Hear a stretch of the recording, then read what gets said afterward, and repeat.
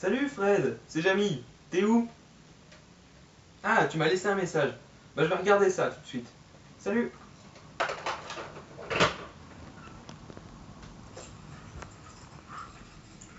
Salut Jamy. Regarde, on est à la table. Mais attention, on n'est pas là pour manger. La table, c'est un site d'escalade.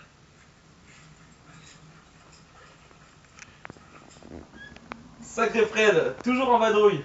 Allez, chauffe Marcel, on le rejoint.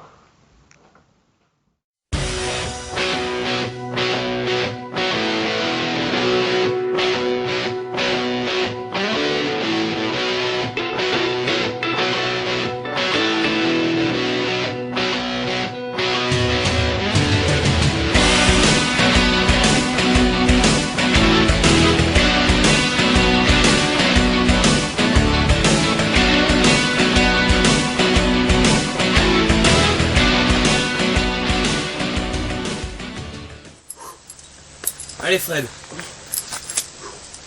mets la dégaine.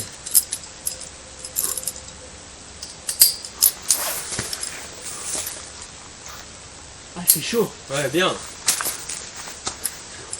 Ah, ça commence à chauffer les doigts là, non? Ah ouais. Ah, je transpire. Je glisse un peu sur les prises. Dis, t'aurais pas quelque chose pour m'aider? Ah si, tu veux ma pof? Ah ouais. Tiens, attrape, Merci. attache-la toi autour de la ceinture et sors la boule qu'il y a dedans. Et non Marcel, ce que tu viens de donner à Fred, ce n'est pas de la POF. D'ailleurs, on dit du POF.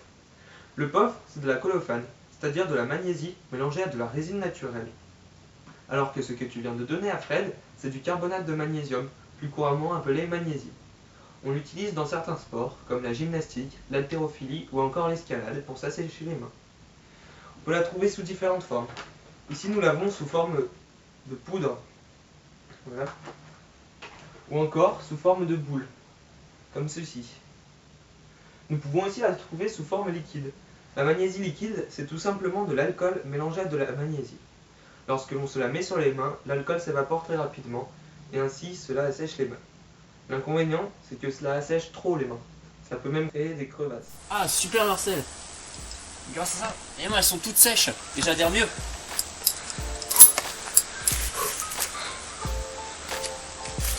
Mais dis-moi, pourquoi mes mains elles sont sèches? Comment ça marche? Eh bien, observons tout simplement ce qu'il se passe au phénotype macroscopique en déposant une goutte d'eau dans de la magnésie.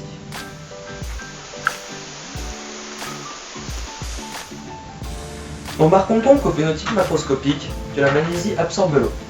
En effet, d'après des expériences que nous avons effectuées, il faut environ 0,1 g de magnésie pour absorber environ 0,5 ml d'eau. Observons maintenant ce qu'il se passe au phénotype moléculaire. Nous avons ici la représentation de molécules de carbonate de magnésium telles qu'elles sont dans notre sac de magnésium. Ce sont donc des solides ioniques agencés en cristal. Nous avons ici l'anion CO3 et ici le cation Mg2+. Lorsqu'elles entrent en contact avec nos mains, elles rencontrent l'eau présente dans notre sueur. Observons ce qu'il se passe.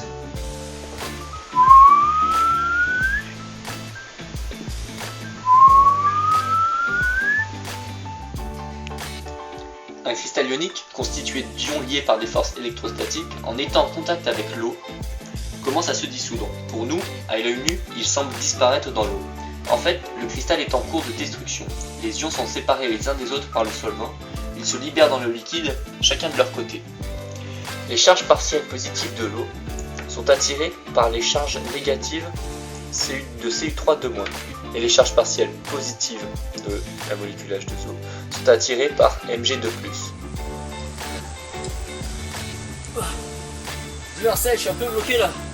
Tu verrais pas où je peux aller? Regarde là-haut, il y a une prise blanche de magnésie. Ça veut dire que tout le monde la prend en passant.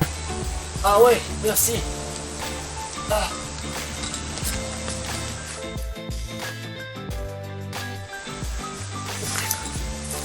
Ah, vivement que je puisse me reposer. Ah, cette prise a l'air géniale. Ah.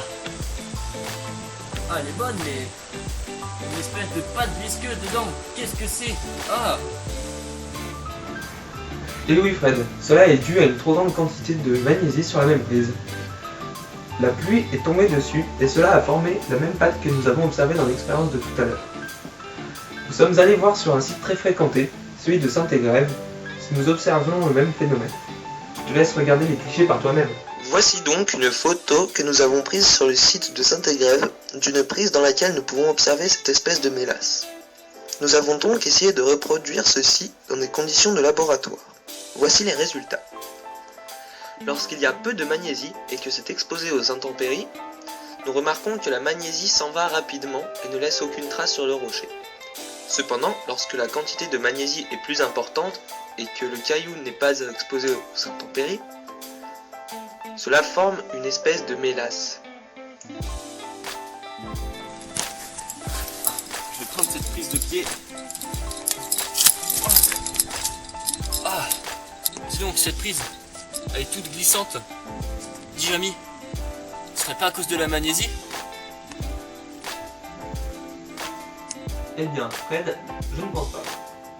En effet, si la magnésie montait à des températures de 400 degrés Celsius, alors elle se transformerait en MgO plus CO2, alors elle pourrait réagir avec le calcaire, comme sur cette photo-ci. Cependant, ces conditions extrêmes n'arrivent jamais, ou bien très rarement, dans ce milieu-là. Voici des photographies qui ont été prises sur le site d'escalade de Saint-Égrève, ouvert depuis plus d'une trentaine d'années et très facilement accessible, et donc très fréquenté. Comme tu peux le remarquer, Fred, ces prises de pied sont devenues jaunes et lisses tellement de gens sont passés dessus, ce qui est très gênant pour le grimpeur. Cependant, sur ce site-ci, ouvert depuis moins longtemps et moins accessible, donc moins fréquenté que le précédent, nous pouvons voir le grain du rocher qui permet donc une meilleure adhérence. La patine est due aux petits cailloux que nous emmenons sous nos chaussons lorsque nous les essuyons mal avant de grimper, et surtout à la fréquentation, mais absolument pas à cause de la magnésie. Dis donc Jamy, en tout cas, c'est super chouette ici, c'est vraiment joli. J'aime bien grimper à l'extérieur comme ça. Mais je me demandais, cette magnésie, est-ce qu'elle pourrait pas empêcher les plantes de pousser sur le mur? Sur les plantes? Excellente question Fred. Je vais mener ma petite enquête. 2 ramequins avec 200 graines de moutarde dans chaque ont été placés dans les mêmes conditions, mis à part que l'un, celui de gauche, a de la magnésie.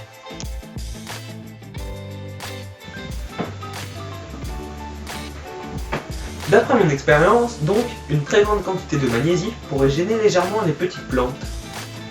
Cependant, une telle quantité de magnésie est impensable.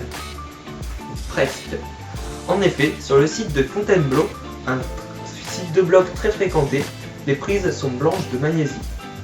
La quantité de magnésie y est incroyable.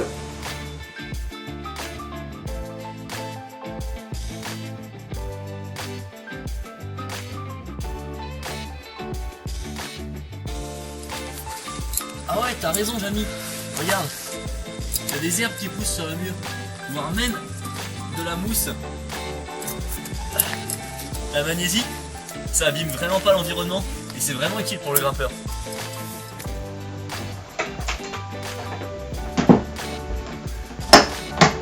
Salut Jamy. Ah, salut Fred.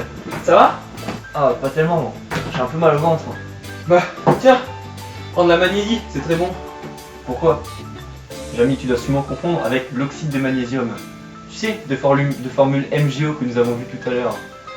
L'oxyde de magnésium est un peu basique et peut lutter contre certains maux de ventre, mais pas la magnésie. Incroyable. Oh, tu as raison. Bien vu Fred. N'en parlons plus. Emmène-moi grimper. Oui, bien sûr.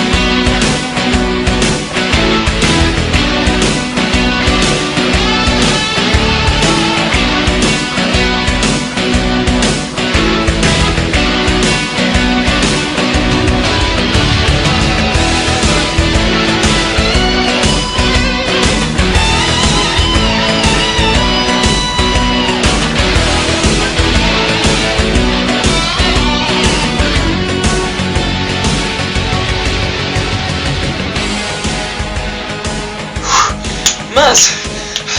On a failli oublier la caméra!